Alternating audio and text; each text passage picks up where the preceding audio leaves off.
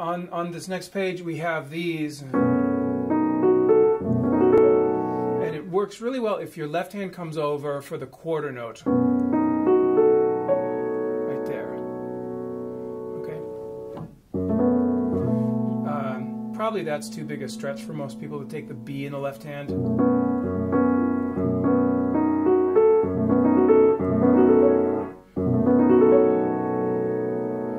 You can also finish and take that with the right hand.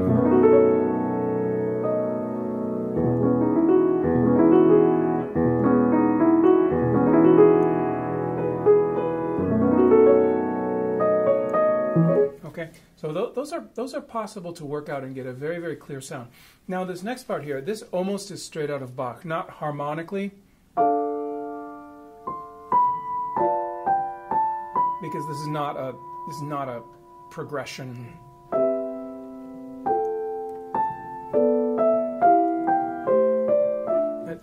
Those intervals would not happen that way in the Baroque. But the writing where you have these suspensions and independent voices is very Baroque-like. And so again, let's play clear. Let's not just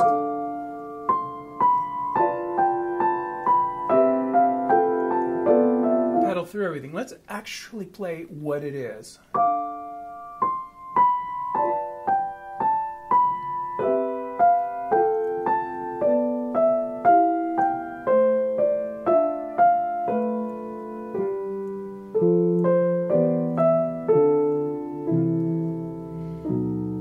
Really play everything for real, okay? It's much more work than you might suppose, okay? So I always insist, when my students play that, very, very precise. Another thing that happens in this piece a lot is just counting wrong.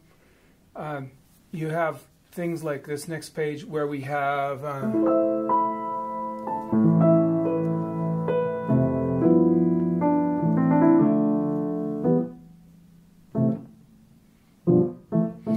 they often will count this wrong. You have to count by eighth notes.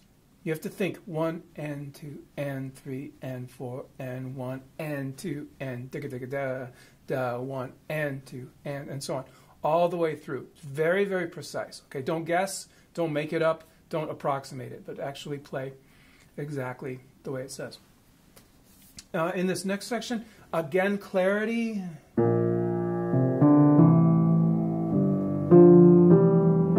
So the thumb there is on C, and I actually hold that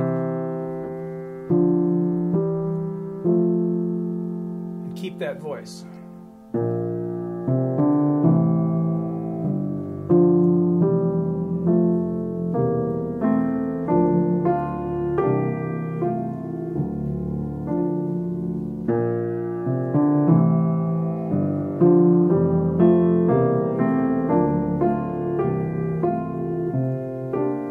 Check this out here.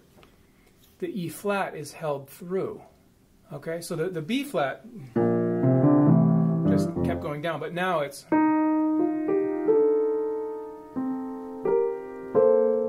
that's very, very beautiful. So you accent the E flat just a little bit so it rings, and you get that sound. Oh, that's cool. Please don't be someone who does this, or worse. Don't be someone who does that. Do this.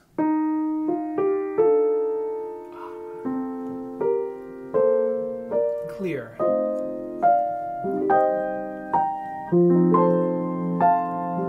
Here it is again.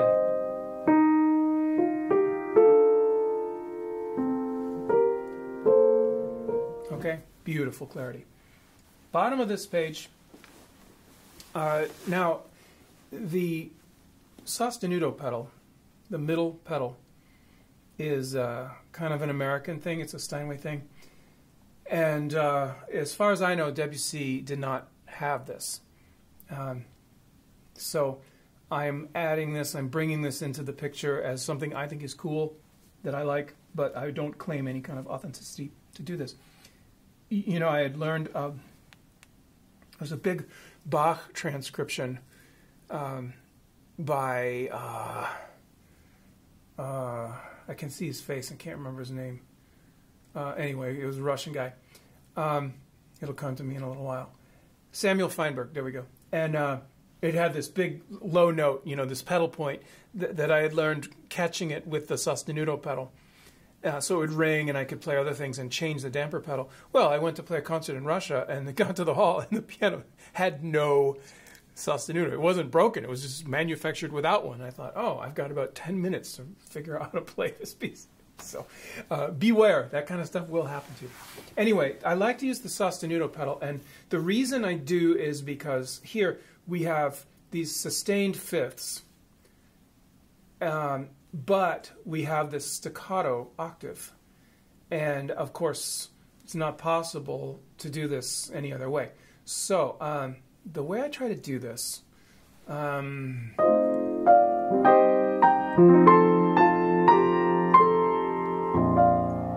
you have to catch the fifth in the sustanuto pedal. And remember how the sustanuto pedal works. Whatever dampers are engaged, they're up. When you hit the sustanuto, those will be frozen. The sustanuto pedal is a freeze ray. Whatever you're doing right now, freeze. So, first of all, it doesn't affect the highest notes because they have no dampers. So if I play, let's say just this note, and I put down the middle pedal, sustanuto, that one damper is now up. So, okay, so I can catch a chord silently if I want to, put the sustanuto down, and there it is.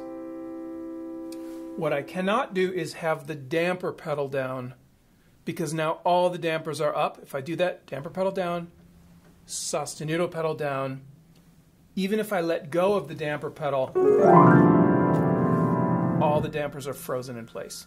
So you have to be not on the damper pedal and only raising the dampers you want to catch when you activate sustanuto. So it's a very, very precise action and must be practiced.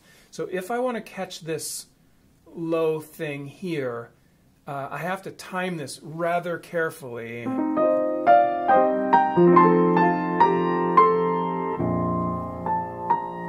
And my goal is to catch that, which I missed that time, so I'll try again. Let's see if I caught it. Yeah. I caught a few notes up here as well, which I might be able to get away with. The main thing is I don't want anything caught in the middle, so I can do.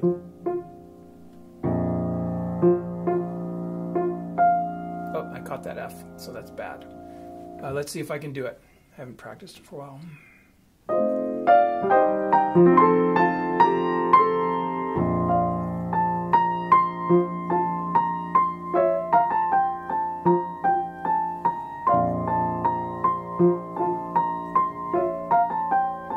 I got away with it that time.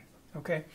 So the goal there, this is just something I like to do because I find the philosophy of this piece is openness, exploration, going out and just taking in everything that's beautiful that's going on, wandering and a heart of gratitude. You know, it's a pond, and it's a tree, and it's some animals, and it's some clouds, and it's leaves fluttering in the wind. It's amazing, you know, views and stuff, and taking it all in. And so on that basis, I'm trying to make each idea, musical idea, that's kind of wonderful and individual and experience not like anything else in the music. So when I saw that, I thought, oh, that'd be cool if I could hear that. That would make this sound special. So there, we try to catch that, and you have to experiment a little bit and see what soprano notes you can catch, and it won't really hurt you too badly.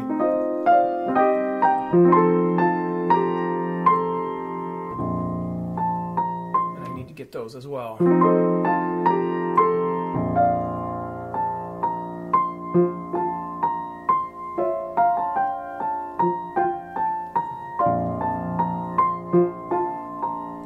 Okay, now we have to do the same thing.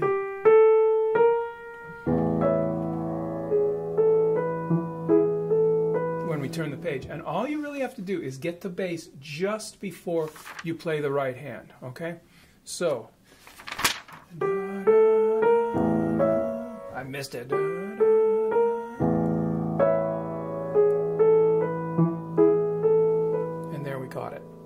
All right? With a little bit of practice, you can sneak this in and nobody ever notices anything awkward.